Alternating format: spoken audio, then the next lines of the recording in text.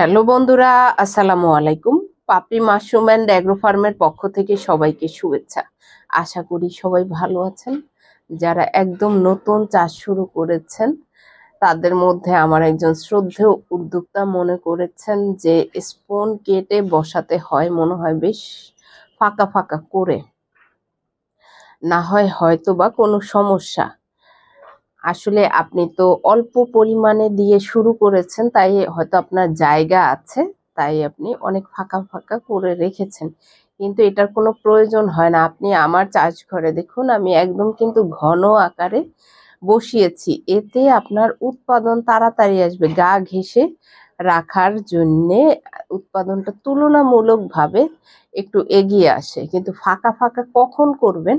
যখন আপনার একটা পিন হেড আসবে তখন আপনি তাকে বড় হওয়ার জন্য ফাঁকা করে দিবেন। যেমন আমি একটা জায়গা রেখেছি শুধুমাত্র এখানে শুধু প্রোডাকশন বসবে।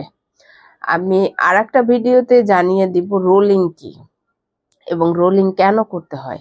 কিন্তু আজকের বিষয়টা হয়েছে, আপনার যেহেতু অল্প স্পুন আপনি অনেক ফাঁকা করে রেখেছেন, কিন্তু আপনি যখন একজন উদ্যোক্তা হিসেবে নিয়মিত স্পুন বসাবেন, সেক্ষেত্রে এত জায়গা আসলে আপনি কোথায় পাবেন?